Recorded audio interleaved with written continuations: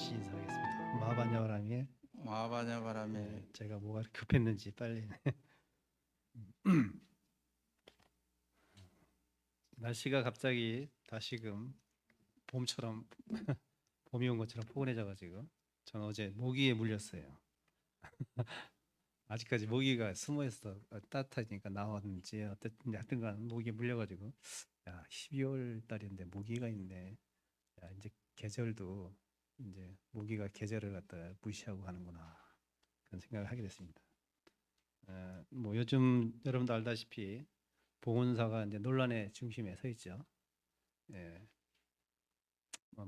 저 개인적으로 뭐 모시고 그렇게 살았던 스님은 아니지만 어쨌든 저희 보건사의 해주 스님이었기 때문에 저도 이제 종종 뵙고 뭐 개인적으로 말은 해보진 않았지만 제가 이제 처음에 보건사 왔을 때가 한 2년 전에 그때 그 전에 한 덴플국장으로 1년 반을 살았고 그리고 한 10개월을 또 이제 나가서 토굴에도 있다가 선방도 갔다가 해가지고 다시 한 1년 만에 다시 봉원사 주인께서 불러가지고 다시 이제 봉원사 와서 산 게 이제 2년 따지면 뭐 한 4년 살았죠. 만 4년.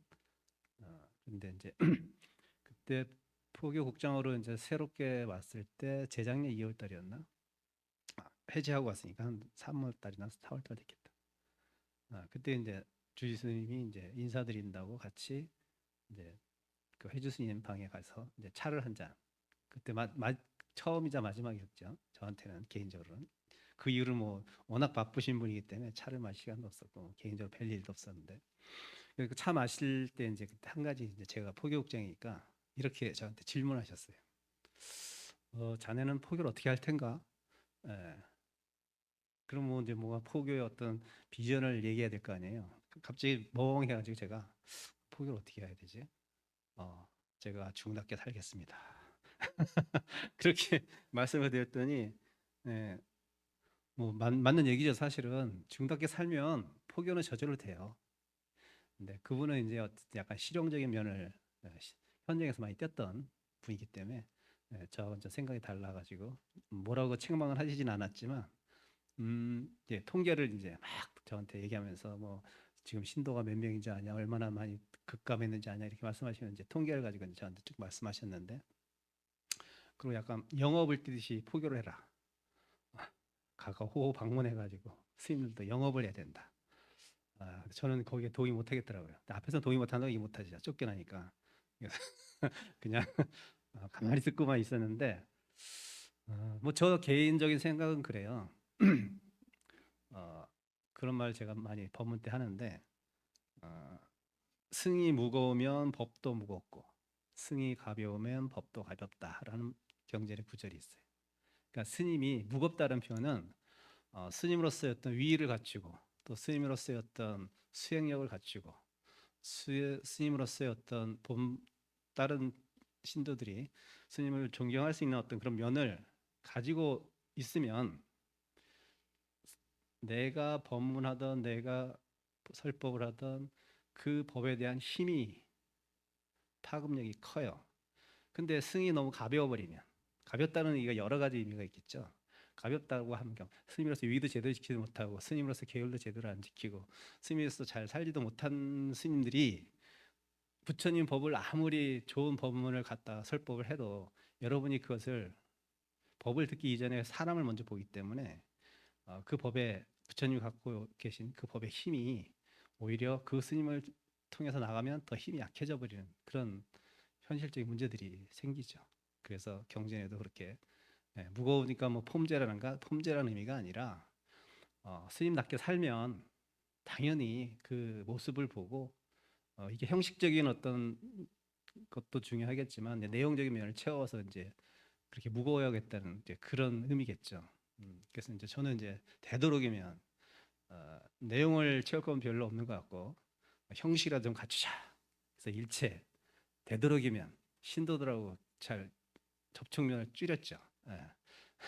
그래서 그렇게 이제 살았는데 결과적으로는 처음에는 뭐 했을 것이고 그렇지만 제가 어떻게 뭐 성격도 그런 면도 있겠지만 그렇게 함으로써 우리 봉은사에서 제가 오랫동안 살아남을 수 있는 비결이 아니었나. 너무 가까이 갔으면 아마 서로 화상이 왔을 거야. 그래서 구설수에 올라서 이렇게 나가는 스님도 많이 봤는데 모르겠습니다. 정답이 뭔지는 모르겠어요. 근데 저는 그냥 제 삶을 살 겁니다. 쭉 앞으로도. 제가 여기서 아마 이렇게 한 달에 한 번씩 법문한 게 정확히는 모르겠는데 한 5년 이상 된 것 같아요. 5년 이상. 그럼 제가 중생활 지금 6년 차지요. 그러면 제뭐 4분의 1, 5분의 1을 여기서 보면 한 달에 한 번이지만 이렇게 했던 그 시간들인데 저 개인적으로 찾아오면서 한 명도 없어요. 저 서운하지 하나도 안 서운해. 오히려 다행이다. 내가 잘 살고 있구나. 개인적으로 앞으로 연락하지 마십시오. 봉은사 혹시나 들릴 일서 차 한 잔 달라면 제가 주겠는데 어쨌든 물론 뭐 일부 신도분들은 이제 아니 절에 와서 좀 스님도 말씀도 듣고 위안도 받고 이렇게 하고 싶은데 스님의 잘 얼굴도 안 보이고 하면 좀 서운하다고 얘기를 하게 하는데 물론 그런 것도 필요한데 또 그런 걸 좋아하는 스님이 있어요. 그런 분들한테 가면 돼. 굳이 그거 싫다는 스님한테 쫓아다니면 안 돼요. 그럼 서로 동티나니까 그렇게 하지 마시고 스님은 스님답게 수행 잘하고 포교 잘할 수 있게 옆에서 그냥 지켜만 보면 돼요.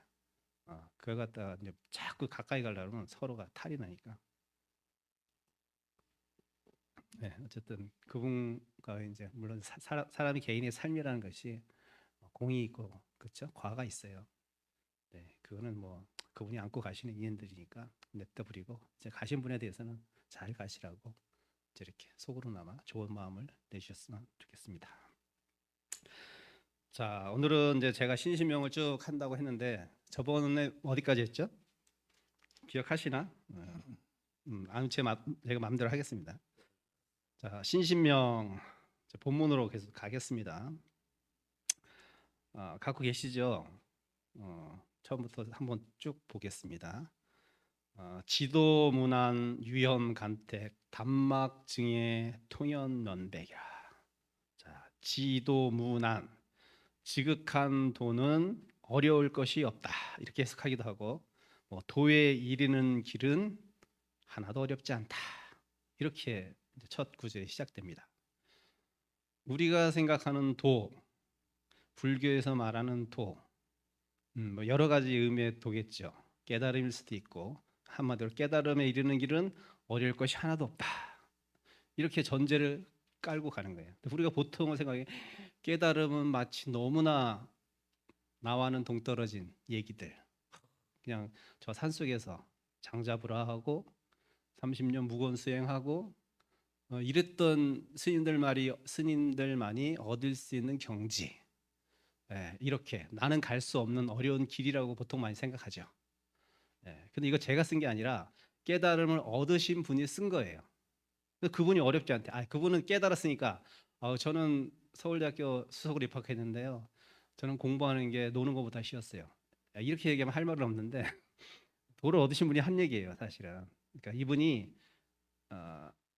깨닫고 나 보니 사실은 깨달으면 내 코 만지는 것만치 쉬웠다 이렇게 얘기하는 분들도 있잖아요. 근데 우리 도저히 그거 글이 납득은 안 되지만 이걸 읽어보면 또 어떻게 하면 납득이 될 수가 있어요. 자, 근데 이 도를 그렇게 우리가 너무나 형이상학적인 얘기로 생각해 버리면 접근이 안 돼, 힘들어. 그 도를 좀 이렇게 끌어내린다는 표현은 좀 그렇지만 그 도를 다른 모습으로 다른 측면에서 바라보는 시야를 가진 자만이 이 글을 해석해낼 수가 있습니다. 그러니까 여러분 이제 앞으로 이 신신명을 볼 때 이 도라는 것을 생각할 때 지극한 이런 큰 고색창연한 도가 아니라 내가 평소에 쓰는 마음을 어떻게 쓰면 그 도와 같아지는지를 생각하면 돼요. 현실적으로 내려와서. 내 현실에서 쓸 수 있는 마음을 어떻게 써야지만 그 도에 이른다는 것을 그런 전제를 두고 이 글을 보면 쉽게 이렇게 와닿는 부분들이 많이 있을 거예요. 자, 그런 면에서 그 다음 대절은 자, 도는 하나도 어렵지 않은데 유혐 간택이라고 했어요. 오직 혐 싫어한다. 뭘 싫어해? 간택한 도는 간택하는 걸 싫어한대요. 앞으로 이제 간택, 뭐 증에, 역순, 뭐 위순, 뭐 이런 말이 많이 나올 거예요. 이게 다 이제 분별심을 얘기하는 건데 분별심, 분별심을 얘기하는 거야. 간택이라고 했을 때 왕은 간택령을 내려가지고 그 나라의 왕비를 뽑죠. 간택이라는 고르는 거잖아. 유력한 가문의 귀수 중에서 뭐 여러 가지 정치적인 뭐 여러 가지 이유가 있겠죠. 그런 가문에서 한 귀수를 골라서 간택을 해서 왕비를 앉히잖아요. 그 간택이에요. 간택이라는 건 한마디로 비교하고 비교하고 분별하고 이런 것. 한마디로 여러분 도에 이르는 길, 행복에 이르는 길은 간단한 거라. 분별심 내지 않으면 됩니다. 그게 결론이에요. 이 글의 대전제 결론은 분별심 내지 않으면 그게 도의 마음이고 행복한 마음이다. 이렇게 얘기하는 거예요. 자, 근데 여러분 분별심을 안 낼 수가 없어요. 여러분들이 착각하는 것 중에 하나가 스님 살면서 우리가 맨날 내는 게 선택의 마음이고 분별심의 마음인데 어떻게 분별하지 않으면 이 세상을 어떻게 살아가요? 당연히 분별하면서 살아야지. 코는 어디 있고 눈은 어디 있고 저 사람은 여자고 저 사람은 남자고 아이고 어른이고를 분별해 내야죠. 그건 분별 그런 걸 얘기하는 것이 아니라 예를 들면 우리가 늘 생각할 때 아이는 아이로 보잖아요. 제가 뭘 어른은 어른으로 보죠. 근데 아이 같은 어른이 있을 수 있고 어른 같은 아이가 있을 수 있는 거예요. 이걸 얘기하는 거예요. 그렇게 어른과 아이는 분별하고 남과 여는 분별하는 게 맞아요. 그래 내가 세상을 살아나고 판단할 수 있고 행위를 취할 수 있잖아요. 그렇지만 본질적인 면을 봤을 때 다 똑같은 인간인 거야. 그렇잖아요. 여자도 인간, 남자도 인간, 아이도 인간, 어른도 인간이에요. 인간적인 면을 봤을 때는 다 동등한 거예요. 그래서 아이는 존중받아야 되는 거예요. 그런 면에서는. 근데 아이니까라고 생각하면 여러분 그 벌써 머리 중에 인식 중에 분별심이 있는 거예요. 벌써. 여자는 이렇게 해야 돼. 여자는 칠거지약을 범하면 옛날에 조선시대에 쫓겨났잖아. 지금 그 얘기하면 제가 아마 엄청나게 공격당할걸요. 그게 뭐야? 그 시대의 여자를 생각하는 분별심이었어요. 왜 여자는 지금 다 동등하잖아요. 지금 여자가 더 센 것 같아. 그런 의미의 분별심이다. 그러니까 한마디로 얼음이 있죠. 물이 있잖아요. 얼음과 물을 분별해서 봐야 돼요. 얼어 있는 얼음에 다이빙하면 머리 깨져요. 그때는 얼음을 봐야지. 근데 본질적인 면에서는 얼음도 물인 거예요. 얼음과 물은 하나의 차이도 없어요. 그런 본질을 얘기하는 거예요. 그걸 볼 줄 알아야 된다는 거예요. 무슨 말인지 이해가 되나요? 물은 물이지만 이것이 어떤 인연을 만나면 얼음이 되고 또 얼음이 어떤 인연을 만나면 물이 되고 또 물이 어떤 인연을 만나면 수증기가 되고 또 수증기가 어떤 인연들을 만나면 구름이 되고 이렇게 유기적인 관계로서 이 세상을 바라보고 이해해야 되지 어떤 단전적인 시야를 가지고 사람을 보거나 사물을 봐버리면 그 사람은 완고한 사람이 되고 고집센 사람이 되고 행복하지 못한 사람이 되는 거예요. 그런 걸 계속 얘기하는 거예요. 그래서 이 도라는 것이 깨달음의 도라기보다는 여기서 해석하기 좋은 거는 내가 마음이 편하게 이 세상을 살아가는 법이라고 생각하면 돼요. 내가 마음을 편안하게 먹을 수 있는. 여러분이 분별심 때문에 여러분이 괴로운 거예요. 딴 사람이 괴로운 게 아니라 여러분이 분별심 가지면 여러분이 괴로워. 여러분이 고정관념을 가지면 여러분이 괴로운 거야. 그래서 오직 지극한 도에 이르기는 행복한 길에 이르는 길은 분별심 내지 마라. 간택하는 마음, 고르는 마음, 이것은 이거가 다 와야 되고 저것은 저거 다 와야 되고 이런 분별심으로 세상을 바라보고 사물을 바라보지 마라. 스님이 지극한 도를 얻기 위해서는 스님을 벗어버려야 돼. 나는 스님, 여러분은 신도. 이런 이분법적인 사고를 갖추면 신도가 신도다워야지. 스님은 스님다워야지. 그렇게 좋은 말 같지만 사실은 그 전제 속에는 엄청난 분별심이 작용되고 있죠. 밑바닥에는. 너 신도들은 당연히 스님한테 때로 용돈도 줘야 되고 공양물도 올려야 되고 이렇게 당연하다고 생각하면 안 돼요. 스님이. 그리고 여러분들은 내가 당연히 지도를 해야 되고 이끌어줘야 될 대상들이라고 생각하면 그 스님 얼마나 오만하고 수행이 안 된 스님이겠어요? 똑같은 인간이에요. 스님도 인간. 그러니까 여러분들도 저를 볼 때 물론 이런 복장을 하고 이런 머리를 하니까 스님인데 결국은 본질적인 면으로 봤을 때는 스님도 인간인 거야. 그러니까 인간이니까 스님도 실수할 수 있어. 그때는 스님으로 바라보면 엄청나게 비난하겠지. 근데 인간으로 바라보면 어때요? 이해가 되는 부분들이 있잖아. 그렇죠? 그럴 때 비난하는 마음보다 이해하는 마음이 더 좋잖아. 예. 여러분들이 다른 사람한테 욕을 하면요, 속은 후련할 수 있을지 모르지만 여러분 그 마음속에는 칼산지옥이 생겨버린 칼산지옥. 삐죽삐죽한 칼산지옥이 찔러서 결국 내가 찔려 그 말이에요. 그 고운 말, 바른 말을 써야 되는 거예요. 그래서 단지 증애하는 마음만, 그다음에 단막 증애, 간택 나왔죠. 이것도 분별심이죠. 증애, 또 다만 사랑하고 미워하는 마음만 없애면 된다. 간택심과 증애심. 예, 너무 사랑해도 괴롭고 너무 미워해도 괴로운 거예요. 예, 그렇죠. 너무 사랑해도 괴롭고 너무 미워해도 괴로워요. 네, 사랑하니까 꼭 내 옆에 두고 싶잖아. 내 마음을 알아줬으면 좋겠잖아. 그렇죠?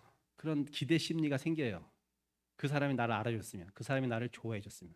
이거 얼마나 내가 지옥이야. 좋아해주면 너무나 감사하고 행복한 극락인데 내가 좋아하고 내가 사랑하는 사람이 나를 사랑하고 좋아하지 않아. 그 얼마나 그 지옥이야, 지옥. 사랑하지 않을 때보다도 더 지옥이지. 그 사람을 좋아하지 않을 때보다 좋아했을 때 더 지옥이야. 근데 그보다 더 지옥은 미워하는 마음은 더 지옥이지. 스님은 그럼 미워하는 마음이 없을까? 스님도 그 싫은 스님이 있어요. 네. 있는데 그 스님은 별로 괴로워하지 않더라고. 내가 괴로워. 보면 내가 이렇게 된다니까요. 저도 어쩔 수 없어요. 싫어하는 사람이 있어요. 분명히 안 맞는 사람이 있어. 안 맞는 스님들이 있지. 근데 지옥은 그 사람이 지옥을 겪는 게 아니라 내가 겪어요. 볼 때마다 내가 괴로워. 미워하니까. 그렇잖아요. 그러니까 너무 사랑해도 지옥이고 너무 미워도 지옥인 거예요. 그 증애심, 미워하고 사랑하는 마음만 하지 않으면, 그러면 미워하지도 않고 사랑하지도 않으면 그 마음은 어떤 마음이겠죠? 그런 마음이 있어요? 미움과 사랑의 중간 있나?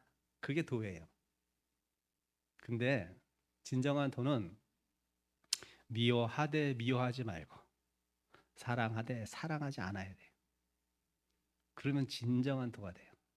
여기 좀 약간 가볍게 얘기한 거고, 사랑하는데 사랑하지 않을 수도 있어야 되고, 미워하는데 미워하지 않을 수도 있는 마음을 갖춰야 돼요. 그러면 자유자재로 사랑과 미움을 쓸 수 있어요. 근데 우리는 딱 걸려. 스님은 결혼하면 안 돼. 스님은 여자하고 어떤 사귀면 안 돼. 당연히 그건 누구나 가질 수 있는 일반적인 얘기들이야. 우리가 갖는 보통적인 얘기들이야. 그래서 이제 절에서 자란 어떤 스님이 동자승이었는데 학교도 다니고 이제 하니까 같은 반에 좋아하는 여자애가 생긴 거예요. 이게 고민되는 거야, 이게 가스라이팅을 당해가지고 애가 어렸을 때부터 절에서 여자하고 손도 잡아도 안 되고 뽀뽀해도 안 되고 가까이 가도 안 되고 이렇게 세뇌를 시킨 거야. 그러니까 애가 갈등이 생기는 거야. 마음속에서 좋아하는 마음과 그렇게 하면 안 된다는 마음이 갈등이 생기는 거야. 근데 뭐 손도 잡고 싶은데 어떻게? 너무 고민이 돼가지고 자기가 평소에 자기를 예뻐하고 이렇게 좋아했던 노스님을 찾아갔어요.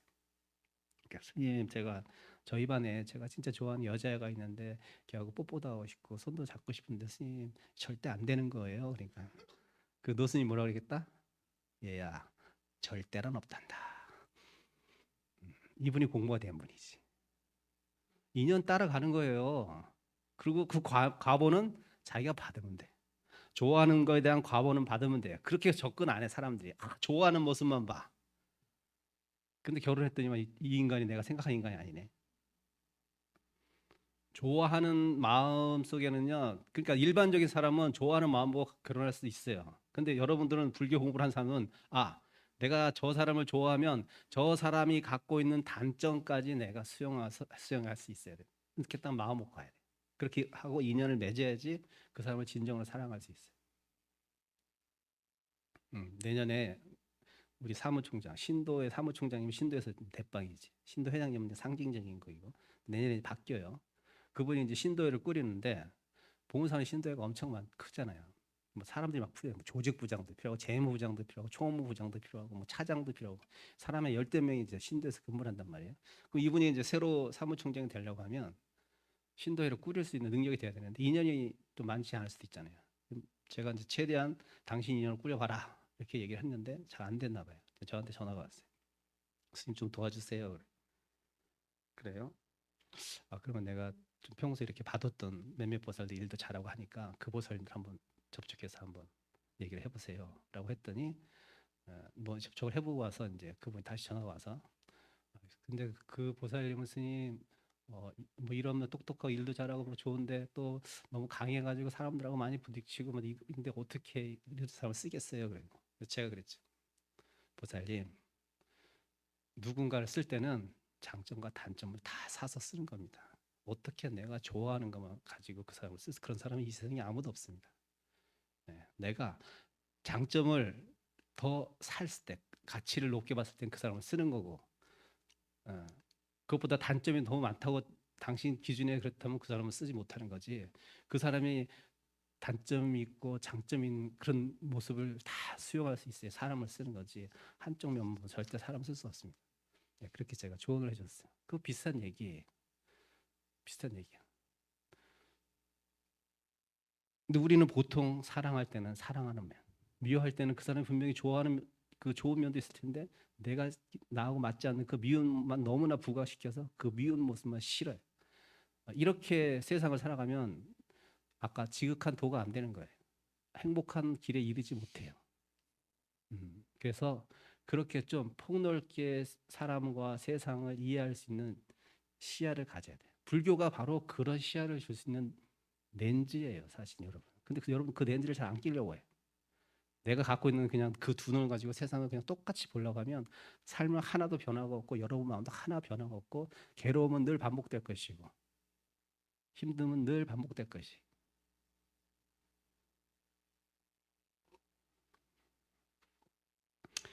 그렇게 도에 이르는 일은 어렵지 않으니 오직 고르고 분별함을 싫어하니 다만 미워하고 사랑하지 않으면 미워도 하지 말고 사랑도 하지 말라 이런 뜻이 아니에요. 그런 마음이 어디 있어? 때로는 미운 마음도 들고 때로는 사랑하는 마음도 들지. 근데 그 사랑의 맹점도 알아야 되고 미움의 맹점도 알고 있어야 돼요, 여러분.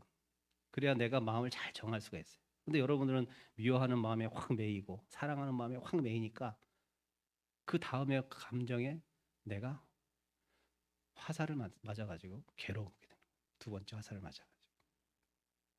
그렇게 되면 통연 명백한다. 통연 확 분명하다. 통연은 확 뚫리고 하나로 이루어진 거죠. 통연하고 명백하다. 분명하게 알게 된다. 통연하게 된다. 알게 된다. 깨닫게 된다. 네. 간택하는 마음만 버리고 또 사랑하고 미워하는 마음만 버리면 도는 그냥 도가 어디 내가 구하는 게 아니에요. 어디 도는 따로 있어서 내가 수행을 해서 얻는 그게 도가 아니라 도는 원래 있어. 다 여러분한테 다 있어. 여러분들 다 있어요. 근데 그럼 왜 도를 못 쓰냐? 그런 마음을 못 쓰냐? 증오하기 때문에. 간택하기 때문에. 간택심만 버리고 증오심만 버리면 그대로 도인 거예요. 그 마음이 도예요. 따로 도 구할 필요가 없어요. 그래서 맨날 선사들이 이렇게 어리게 써놓잖아. 도는 딴 데 있는 게 아니라. 미워하는 마음만 멈추고 사랑하는 마음 멈추면 그 자리가 도예요. 그 자리가 우리의 본래 자리고 늘 함께 있었던 거야. 근데 우리는 미워하고 사랑하는 업식 때문에 그러한 마음에 겹겹이 몇천 년은 몇 생을 수만 생을 쌓이다 보니 그것이 완전히 어두워져 가지고 당연히 미워하고 사랑하는 마음이 일상생활의 마음이지만 그 마음으로 해서 계속 괴로움이 반복된다면 한번 이 마음을 사랑하는 마음도 한번 버려보고 미워하는 마음도 한번 버려봐야 되겠지 않을까라고 좀 생각을 해봐야 되지 않을까? 스님 그렇게 생각해. 그렇다고 뭐 나무 목석처럼 바위처럼 미워하지 말고 이런 의미가 아니에요. 그럼 뭐 바위가 성불했게? 그건 아니에요. 그런 마음이 있는 가운데서도 그런 마음을 낼 줄 알아야 돼. 그게 도인 거예요. 목석처럼 처음부터 아무것도 없는 그거는 깨달을 수 없어요. 음. 자, 그다음에 두 번째 볼까요? 호리 유차하면 천지 형격이요 욕독 현전이면 막순 순역이라. 호리 유차. 호리라는 것은 아주 그냥 미세한 차이죠. 미세한 차이. 미세한 차이가 있으면 털끝만의 차이가 있으면 천지 형격이야. 하늘과 땅 차이만큼 벌어진대. 여러분이 어, 때로는 단순하게 생각하는 것들이 있어요. 평소에 막 좀 이렇게 나태하고 게으르게 살다가 너무 그런 것 같다. 3-7일 기도나 좀 해야겠다. 3-7일 바짝 하고 또 나태해져. 이게 홀이라. 그러만 해도 20일만 기도로만 해도 훌륭한 보살이고 신도죠, 사실은. 그렇게 해서는 절대로 행복한 길에 마음에 이르지 못해. 도에 이르지 못해요. 그럼 어떻게 하면 하냐? 그 작은 것도 소중하게 여길 줄 아는 마음이 있어야 돼요. 그 작은 게 뭐예요? 뭐 여러 가지 예를 제시할 수 있겠죠. 옛날에 스님들은 그 뭐 쌀을 씻다가 뭐 설거지를 하다가 밥알 하나가 이렇게 어떻게든 하수구로 씻겨 내려가면 그 하수구를 이렇게 어떻게 이렇게 뭐라 걸릴 수 있는 그런 거 있잖아요. 그걸 해가지고 하나 하나를 다 골라냈다는 거예요. 그럼 보통 생각해요. 아끼려고 그러나? 이렇게 생각할 수 있잖아요. 맞아, 아끼는 마음도 있겠지만 그 설거지하고 밥을 짓고 하는 그 스님의 마음에 어떤 마음이 있으냐면 밥 한 톨이라도 아낄 수 있는 마음이 돼야지 도에 이르는 거예요. 여러분 부자들 지금 뭐 여러 부자들이 있겠죠, 유형에. 근데 그 부자들을 보면요, 물론 뭐 사치하는 사람도 있겠지만 되게 검소하게 살아요. 우리가 생각하는 것처럼 그렇게 막 펑펑 쓰고 뭐 막 치장하고 명품 들고 다니고 하지 않아요. 그게 사실은 그 사람들은 작은 것부터 아껴. 전기 하나, 스위치, 화장실 들락날락할 때, 집 비울 때, 호두 다 뽑아놓고 이런 거 아주 작은 거 하나가 여러분을 변화시키는 거지. 이제부터 잘 살아야지. 잘 살아지 그렇게 안 돼요. 사람 인간은 그렇게 구조적으로 돼 있지가 않아. 그런 걸 하나하나 일상생활에서 줄여 나가고 좁혀 나가면서 점점점 커지는 거라. 여러분이 계속 괴로움이 반복되고 행복하지 않은 것은 그런 작은 것마저도 여러분은 놓치기 때문에 그런 거예요. 나한테 일어나는 마음으로 얘기하면 아주 작은 마음이라도 굉장히 한 마음 일으키는 것도 굉장히 조심스러워야 되는 거예요, 사실은. 근데 뭐 나도 모르게 훅 업식 따라 씩씩 막 쓰잖아, 그 마음을. 예. 잘 쓰지 못하잖아. 업식대로 써버리잖아. 내 마음 한번 미움 한번 일으켰을 때, 사랑 한번 일으켰을 때 그 마음을 챙겨볼 수 있는 그런 훈련이 돼야 돼요. 그런 훈련은 아주 작은 것부터 시작되는 거예요. 일찍 기상하고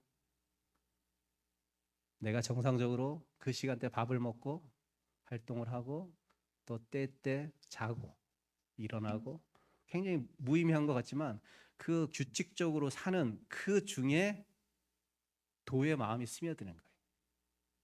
없는 것이 아니라 스며드는 거예요. 왜 스님들이 새벽 4시 일어나고 왜 새벽 3시 일어나고 왜 일정한 삶을 살려고 하고 일정한 시간에 밥을 먹고 일정하게 규칙적인 생활을 하냐 이거예요. 스님이니까? 아니. 그런 일정한 삶 속에 도의 도심이 스며들고 공부하고자 하는 기초가 다져지는 거예요. 음.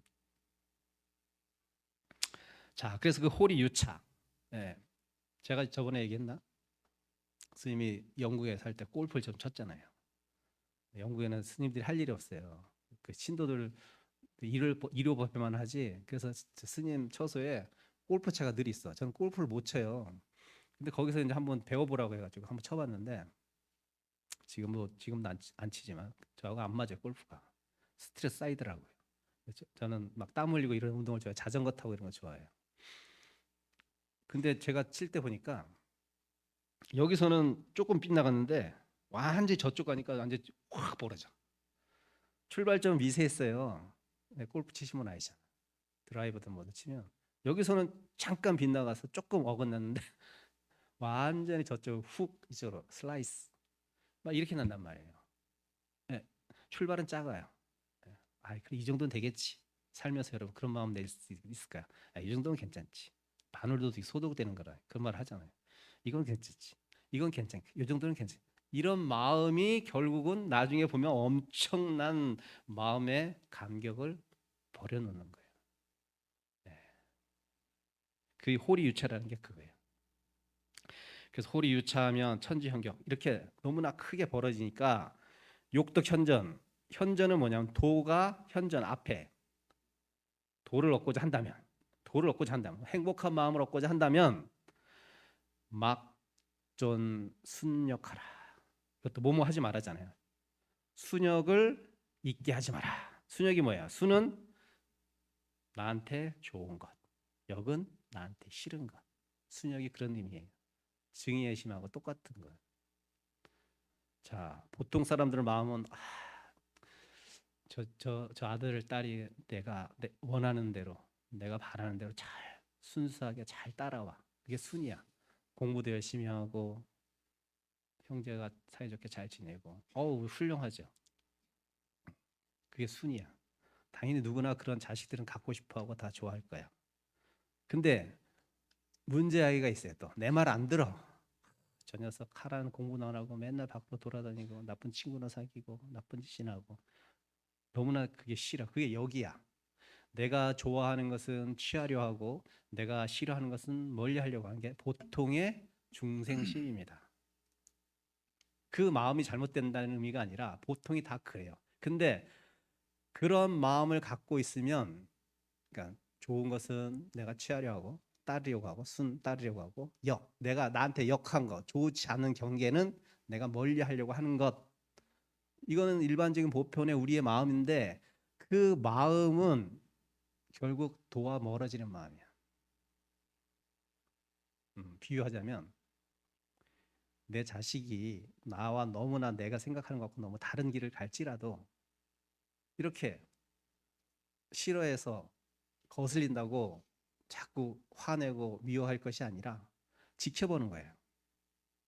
그 역한 그 감정도 역한 마음도 나한테 좋지 않은 그 어떤 상황도 이것이 내 뭐 쉽게 얘기하면 우리 그런 말은 어른들이 많이 하잖아요. 이것이 내 업이구나. 내 업보로구나. 이렇게 해서 그것을 받아들이는 마음을 낼 줄 알아야 돼. 나한테 병이 걸렸어. 당연히 다 싫죠. 역하단 말이야. 역경계니까 싫어. 병 다 싫어해. 근데 이 병이 왜 왔을까라고 생각할 줄 알아야 되고 그런 뭐 여러 가지 케이스가 있겠지만 내가 섭생을 잘 못했구나. 내가 규칙적인 삶을 잘 못 살았구나. 그 역경계 속에서 교훈을 얻어요. 사람들은 순경계에서는 경험을 나한테 좋은 공부거리를 못 삼아요. 왜? 좋으니까 그냥 흘러가. 그대로 흘러가. 근데 역경계 닥치면 어떻게 돼요? 생각을 하게 돼 내가. 왜 이런 역경계가 나한테 싫은 경계가 왔지? 제 애가 왜 이렇게 내 말을 안 듣지? 남편이 왜 내가 싫어하는 방에 자꾸 가지? 그럴 때 그것을 원망하고 책망하고 슬퍼할 것이 아니라 그런 상황이 왜 왔지? 라고 생각하면 내가 남편을 너무 남편답게 이렇게 귀하게 모시지 않았구나. 맨날 돈 못 벌어온다고 구박만 했구나. 이런 자기 반성, 자기 참회가 돼야 돼요. 참회를 그냥 하는 게 아니라 왜 참회해? 역경계에서 참회가 되겠다 사람은 순경에서 참회 안 되잖아요. 왜 불교에서는 참회를 그렇게 강조하는 거야? 그 역경계가 나를 공부시키기 때문에 그런 거예요. 그래서 그런 역경계가 오면 나를 공부시켜 주려고 하는구나. 내 마음의 폭을 넓혀 주려고 하는구나. 라고 그렇게 한번 폭넓게 확 뒤집어서 생각할 수 있어야 돼. 네. 스님이 지금은 봉은사에서 교무라는 직책을 살고 있잖아요. 넘버 2예요. 지금 제가. 주지 스님 있고 총무 스님 안 계셔. 그러니까 내가 넘버 2야. 잘 나가니까 나는 늘 잘 나갈 거야. 근데 갑자기 나보고 나가라 그래. 뭘 잘못한 것도 없는데. 그러면 분심이 일어날 거 아니야. 내가 잘못한 것도 왜 나를 나가라 그러지? 이렇게 생각하는 스님과 아 그래 이전에 다 됐네. 그래 이제 자유롭게 좀 돌아다니자. 만행정하자. 이렇게 생각하는 사람은 누가 지옥이고 누가 극락이야. 똑같은 상황인데 그런 거예요. 현실에서 그런 마음을 쓸 줄 알아야 돼. 예. 역경계에서도 내가 그 역경계를 공부 삼아 하고 나의 모습을 돌아볼 수 있고 참여할 수 있는 마음이 돼야지만 행복에 이르고 도에 이르는 거예요. 근데 우린 그렇게 일상을 그렇게 살질 않잖아요. 싫은 건 오면 바로 싫은 티 내고 분노하고 화내고 싫어하고 내치고 예. 앞으로 여러분한테 싫은 경계하고 역경계가 오면 아 이것이 나를 공부시켜주고 왔구나. 이놈이 나를 공부시키려고 나한테 태어났구나. 이렇게 생각하세요. 그러면 그놈이 그렇게 밉지 않아. 좀 덜 미워져. 그 상황도 마찬가지고. 그 다음을 보면은 이제 위순 상쟁. 자, 위순이 뭐야? 이것도 똑같은 거예요. 그러니까 순역하고 똑같은 거야. 위는 거스리는 거잖아요. 순도 따르는 거잖아요. 그러니까 위순이 상쟁하면 이 마음 속에서 어기는 마음, 거스리는 마음이 늘 서로가 이걸 쫓아가야 돼. 이걸 쫓아가야 돼. 이걸 버려야 돼. 배격해야 돼. 이러한 갈등이 늘 마음속에 상쟁하면 서로가 싸우면 서로 다투면 싸우면 시위 신병이라 이것이 마음의 병이 되느니라. 이것이 마음의 병이 되는 거예요. 자, 내가 앞으로 이제 오늘 아침부터 이제 오늘 하는 운동을 해서 내 몸을 건강히 해야지라고 생각하고 새벽에 이제 시간을 딱 맞춰놓고 이제 딱 일어났어요. 며칠은 잘해. 그렇죠. 며칠은 잘하다가 좀 이따 이제 또 나태한 마음이 들어가지고 이제 날씨도 춥고 그런데 오늘은 쉬지 뭐. 그럴 수 있지. 당연히 뭐 이해된 마음이에요. 자, 내가 해야겠다는 그 마음이 있고 또 자기 합리화 시키면서 내가 좀 오늘 열심히 했으니까 하루는 쉬어도 되라는 그런 마음이 있잖아요. 이 두 가지 마음이 우리는 늘 싸우고 있어. 어떤 상황이 되더라도 내가 잘 살아야지. 도덕적으로 살아야지 하지만 아니 이 정도는 좀 괜찮아. 남들한테 그렇게 비난 안 받지 않을 거야. 라고는 그런 갈등이 좀 있어요. 이게 아마 매 순간 있을 거예요. 많이 있을 거예요. 살면서 앞으로도. 그런 것들이 내 마음속에서 막 서로가 이제 된다 안 된다라는 어떤 그런 마음이 있으면 그것이 병이 돼. 그런 분별심 내는 마음이 결국 병이 된단 말이야. 그럼 어떻게 하냐면 미워하는 마음이 들었어요. 미워하지 말라는 소리가 아니라 확 미워하고 빨리 끝내요. 팍 털어버리란 말이야. 네. 자꾸 갈등하지 일으키면 내가 진짜 비난하고 싶고 도덕적으로 욕도 하고 싶은데 막 사람들이 나를 그럼 어떻게 생각할까? 이런 마음 들 때는 그냥 확 해버려요. 그리고 찌꺼기 남기지 말으면 돼. 근데 보통 그렇지 않죠. 속은 아니면서 겉으로는 미소 지으면서 인자한 척. 이게 더 나빠. 그리고 이게 더 공부 방해시키는 거예요. 화가 나면 아니 옛날 저기 관세음보살 11명 관세음보살상 있어요. 11면이 뭐냐면 얼굴의 모습이 11가지라는 뜻이거든요. 관세음보살은 자비잖아요. 근데 그 11가지 모습 속에는 엄청나게 무서운 모습이 있거든요. 화나는 모습. 아니 그러면 어떻게 관세음보살은 자비와 화신인데 어떻게 화나는 모습이 있을 수 있지? 그건 방편으로 하는 거예요. 화낼 땐 화내야 돼. 화를 내지 말란 소리가 아니에요. 근데 여러분들 화낼 때는 화가 여러분 업이 된다. 네, 마음의 공부가 안 되기 때문에. 찌꺼기를 남기면서 여러분 화를 자주 내는 사람은 계속 화를 내게 돼 있어요. 네, 여러분 그걸 컨트롤할 수 있고 화를 한 번에 끝해야 되는데 그것을 계속 업으로서 계속 쌓이니까 그런 거예요. 근데 관세음보살님은 자비야. 자비의 마음으로 화를 내는 거예요. 뭔 말인지 알겠죠? 그러니까 오냐 오냐 한다 그래서 애들이 잘 되는 거 아니잖아. 잘못해서 화를 내서 혼내줘야지. 네, 혼내줘야지. 걔가 정신 차리고 자기 삶을 반성해 볼 거 아니에요. 그럴 때 화를 내야 돼. 화를 내지 말고 늘 온화한 미소만 지으라는 게 아니고 화날 때는 화를 확 내고 딱 끝내야 되고 미워할 때는 확 미워할 수도 있어. 딱 끝내고 이렇게 단절을 시켜서 업이 되지 않게끔 해야 되는데 우리는 그게 업이 되니까 마음의 병이 되는 거예요. 업이 되기 때문에. 그래서 시위 신병이라는 거예요. 갈등하는 마음. 네. 이게 좋을까 저게 좋을까 이렇게 할까 저렇게 할까. 네. 내가 담배를 끊어야지라고 생각하면서 담배를 끊으려고 하는데 갈등이 이제 맨날 갈등 일으키잖아요. 근데 비슷한 거예요. 그래서 그것이 병이 되니까 불식 현지야. 현지를 알 수 없대요. 현지는 뭐냐면 아까 얘기하는 그 도예요, 도. 현지는 도를 얘기하는 거예요. 현묘한 도리, 뭐 현묘한 뜻 이런 뜻이겠죠. 그렇게 막 갈등하는 마음이 있으면 여러분 그 도를 알 수 없어요.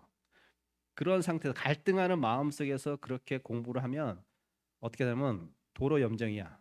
다만 단지 생각만 고요해요.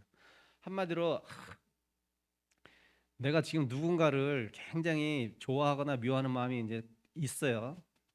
근데 이제 선방에 딱 가가지고 마음을 고요해야지. 고요하면 다 해결될 거야. 그럼 딱 앉아.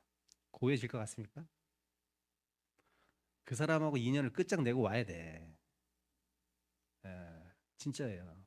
끝장을 내고 오지 않으면 앉아서 내 그 사람 생각만 해요. 내 그 사람 생각만 해. 그 연애를 하고 싶으면 가서 해야 돼. 하고 완전히 끝을 내고 와서 공부를 해야지. 이것도 아니고 연애도 아니고 도도 닦는 것도 아니고 누가 좋아하는 마음이 있으면 그 억누려야 돼라고 쓱 앉아보잖아요. 생각이 생각을 키워서 막 엄청나게 이 마음속으로는 벌써 결혼까지 다 했어. 스님 이제 실화를 얘기하는 거예요. 그러니까 그런 마음이 들 수 있죠. 좋아하는 마음이 들 수 있어요. 그럴 때는 아, 어떤 식으로 끝장내는지 모르겠어요. 그건 너무나 케이스가 많기 때문에 어쨌든 그 마음이 완전히 내려질 때까지 거기에 전력 투구라는 표현이 좀 그런가? 그 마음을 내려놓을 수 있는 상황을 다 정돈하고 와서 공부를 하는 거야.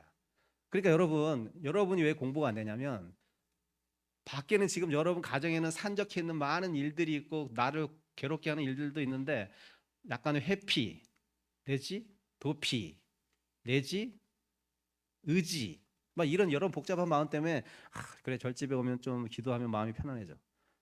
편안해집니까? 잠깐 편안해지는 건 같겠지. 근데 결국은 여러분의 삶의 현장은 가정이고 집이야.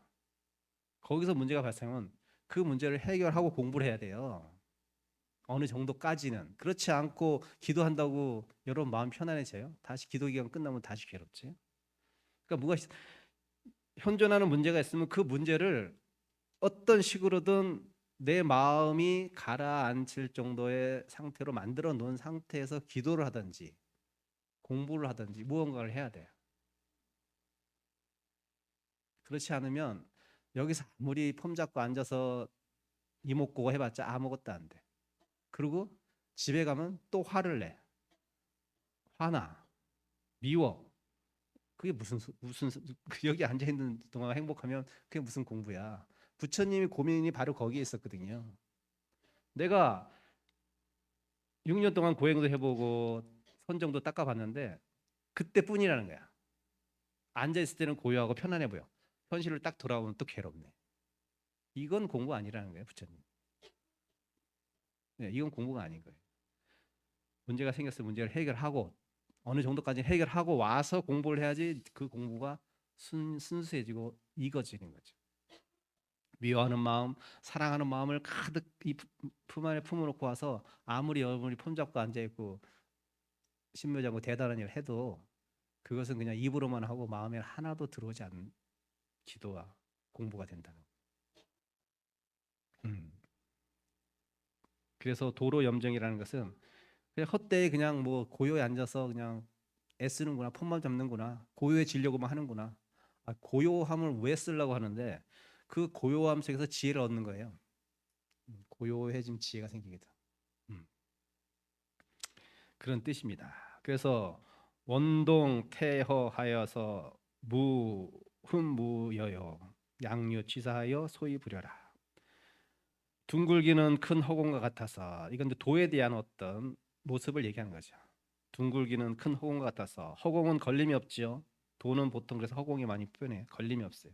그리고 흠여잖아요. 모자름도 없고 남음도 없어요. 좀 어려운 얘기 해줄까? 여러분 지금 밖에는 저기 하늘에는 별이 있어요, 없어요? 저 하늘에 지금 저 밖에 별빛이 있어요, 없어요? 있어요? 없어요? 헷갈리지 벌써. 내 눈에 보이지 않는다고 없는 건가? 내 눈에 보인다고 다 있는 건가? 지금 대낮 하늘에 저 하늘은 별이 빛나고 있어요. 지금이 낮이기 때문에, 낮이라는 인연 때문에 안 보이는 거야, 우리 눈에. 모든 존재들은 그 인연에 따라서 있는 거지 생기고 죽는 게 아니야. 이 말이 이해가 돼요? 생기고 죽는 거, 나고 죽는 게 아니라 인연 따라 났다가 인연 따라 사라지는 것뿐이야. 지금은 낮이기 때문에 별빛이 안 보이는 거고 또 밤이라는 인연이 찾아오면 별빛이 보이는 거예요. 걔는 늘 저 자리에서 빛나고 있어. 한 번도 빛을 내보지 않은 적이 없어. 근데 우리는 우리 눈에 보이면 있는 것이고 우리 눈에 안 보이면 없는 것이야. 이렇게 생각해. 우린 다 어리석게. 그렇지 않아요?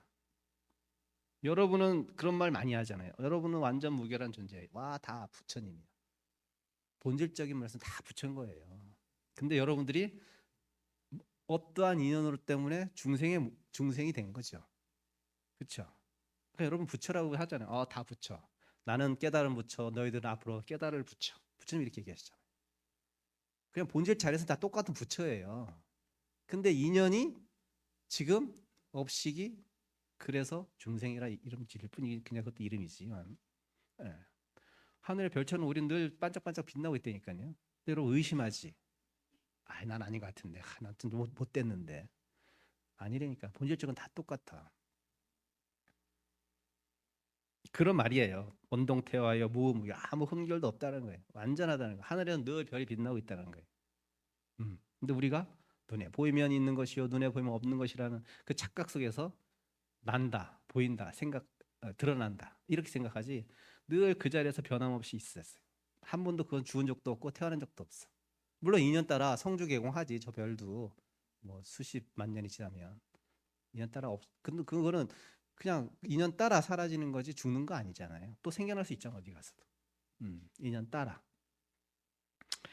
그래서 양유 치사하면 취하고 버리는 것을 좋아하면 소위 부려라.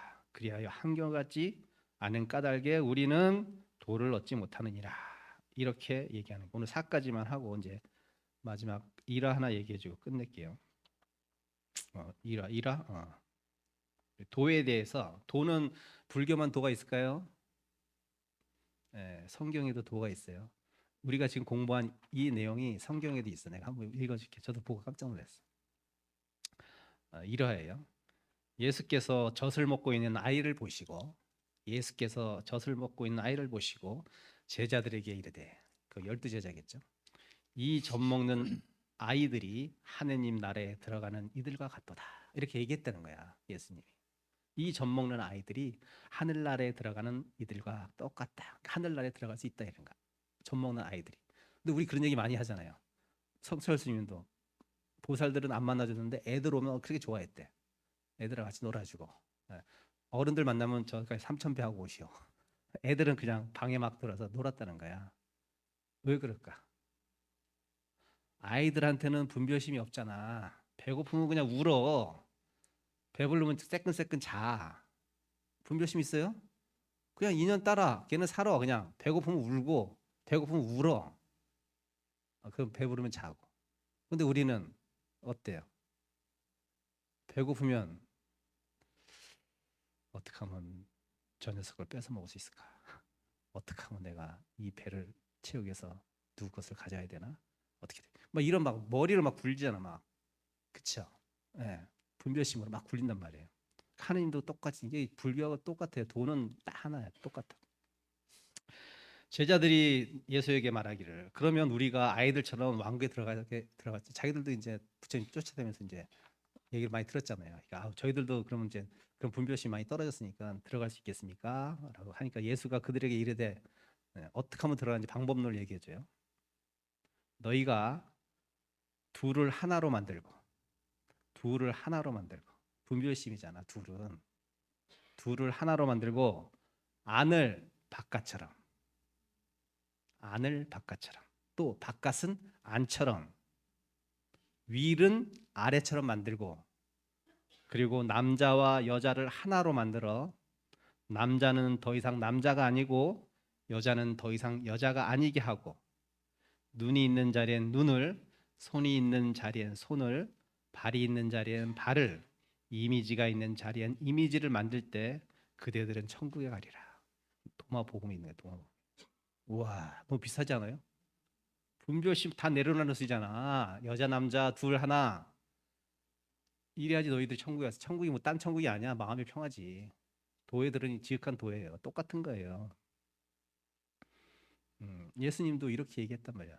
그거를 쓰는 사람들이 잘못 써서 그렇지, 잘못 오해해서 그렇지, 원래 예수님이나 우리 부처님이나 뭐 도튼 분들이지, 뭐 다 도튼 분들. 내용적인 면에서는 이렇게 예수님도 분별심이 결국은 우리를 불행하게 만들고 우리를 천국에 못 가게 만드는구나. 그 분별심을 버려야지만 천국에 들어갈 수 있고 극락에 갈 수 있다. 마음의 평화를 얻을 수 있다. 이렇게 한결같이 예수도 얘기하고 부처님도 얘기하시고. 그럼 여러분은 그 말씀을 믿고 어떻게 하면 내가 이 분별심을 내려놓을 수 있을까? 그게 공부야. 그게 공부야.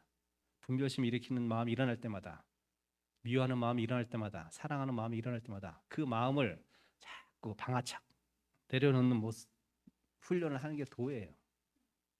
네. 그래서 장자는 이렇게 얘기했어요. 삶을 죽이는 자는 죽지 않고, 삶을 죽이는 자는 죽지 않고, 삶을 살려는 자는 살지 못한다. 크게 죽어야 크게 깨닫는다. 옛날 선사들이 이렇게 얘기했어요. 크게 죽는다는 게 무슨 말이야? 바로 죽으라는 소리가 아니라 네가 갖고 있는 모든 생각, 분별심의 자리를 다 내려놓을 때 너희는 새롭게 태어나고 새로운 사람이 되고 새로운 행복의 길에 이를 수 있다라고 얘기하는 거예요. 그래서 살려는 사람은 죽어, 죽으려는 자가 사는 거예요. 우리 반대로 하잖아. 발버둥 칠수록 죽는 거예요. 진흙탕에 빠져 있을 때는 가만히 있어야지 그나마 그 현상을 유지하지. 자꾸 발버둥 치면 점점 개미굴처럼 빠져들어가. 근데 우리는 막 발버둥 치다가 계속 자기가 죽는 거예요, 사실은. 그럴 때는 가만히 고요함에 멈추고 행위를 멈추고 생각을 멈추면서 한번 내 삶을 이렇게 반조해보고 돌이켜보고 행위를 이렇게 생각을 해봐야지.